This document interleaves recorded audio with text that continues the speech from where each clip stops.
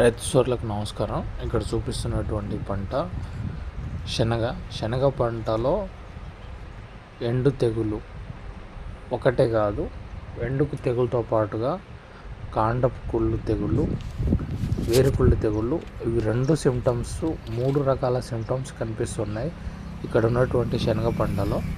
అయితే ఈ శనగ పంటలో ఇది రాకుండా ఉండడానికి మనం JG11 లాంటి రెసిస్టెంట్ వెరైటీ, అంటే ఇటువంటి ఎండు తెగుల రోగాన్ని తట్టుకునే వెరైటీని వేసుకోవాలి.